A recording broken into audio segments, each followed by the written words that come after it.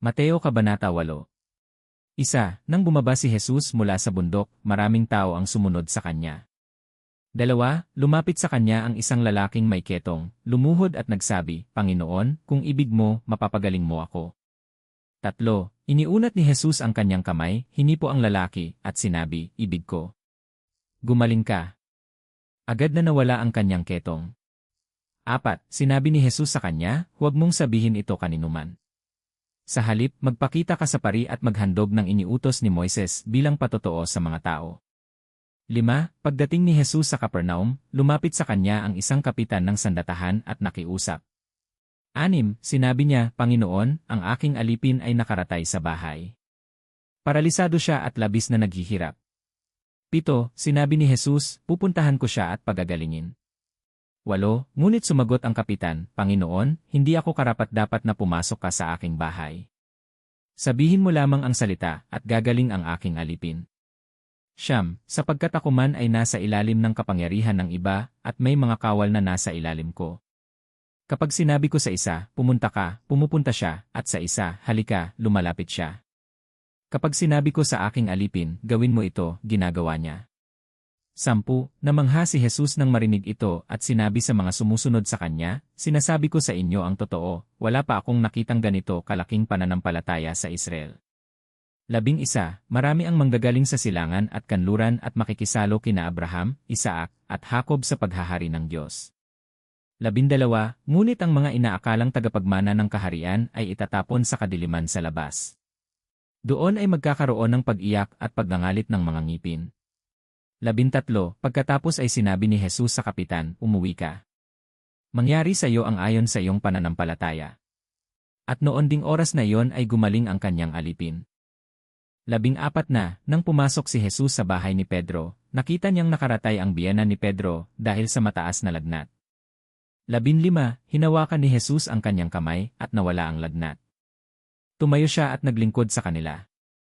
16. Pagsapit ng gabi, maraming inaalihan ng masasamang espiritu ang dinala kay Jesus. Pinalayas niya ang mga espiritu sa pamamagitan ng kanyang salita, at pinagaling ang lahat ng may sakit. 17. Nangyari ito upang matupad ang sinabi ng propetang Isayas. Kinuha niya ang ating mga kahinaan at pinasan ang ating mga karamdaman. 18. Nang makita ni Jesus ang napakaraming tao sa paligid niya, iniutos niyang tumawid sila sa kabilang panig ng lawa. 19. Lumapit sa kanya ang isang tagapagturo ng kautusan at nagsabi, Guro, susunod ako sa iyo saan ka man pumunta. 20. Sumagot si Jesus, may mga lungga ang mga asong gubat at may mga pugad ang mga ibon, ngunit ang anak ng tao ay walang sariling matulugan. 21. Sinabi naman ng isa sa kanyang mga alagad, Panginoon, hayaan mo muna akong umuwi at ilibing ang aking ama. 22. Ngunit sinabi ni Jesus sa kanya, Sumunod ka sa akin, at hayaan mong ang mga patay sa espiritu ang maglibing sa kanilang mga patay. 23. Sumakay si Jesus sa bangka, at sumunod sa kanya ang kanyang mga alagad. 24. Biglang nagkaroon ng napakalakas na bagyo sa lawa anupat tinatakpan na ng mga alon ang bangka. Ngunit natutulog si Jesus. 25. Lumapit ang mga alagad at ginising siya. Sinabi nila, Panginoon, iligtas mo kami. Mamamatay na tayo. 26. Sinabi niya sa kanila, Bakit kayo natatakot? Napakaliit ng inyong pananampalataya. Pagkatapos ay tumayo siya, sinaway ang hangin at ang lawa, at biglang naging payapa ang lahat. 27. Namangha ang mga tao at nagsabi, Sino ba talaga ang taong ito? Kahit ang hangin at ang lawa ay sumusunod sa kanya. 28. Pagdating ni Jesus sa kabilang panig, sa lupain ng mga Gadareno, sinalubong siya ng dalawang lalaking inaalihan ng masasamang espiritu. Galing sila sa mga libingan at napakabangis, kaya walang makadaan sa lugar na iyon. 29. Sumigaw sila, Ano ang pakialam mo sa amin, anak ng Diyos? Naparito ka ba upang pahirapan kami bago pa dumating ang itinakdang panahon? 30. Hindi kalayuan sa kanila ay may malaking kawan ng mga baboy na nanginginain. 31. Nakiusap ang masasamang espiritu kay Jesus, Kung palalayasin mo kami, ipadala mo na lamang kami sa kawan ng mga baboy. 32. Sinabi ni Jesus, Humayo kayo. Lumabas ang mga espiritu sa dalawang lalaki at pumasok sa mga baboy. Biglang nagtakbuhan ang buong kawan pababa sa matarik na pampang at nalunod sa lawa. 33, tumakas ang mga tagapag-alaga ng mga baboy at pumunta sa bayan.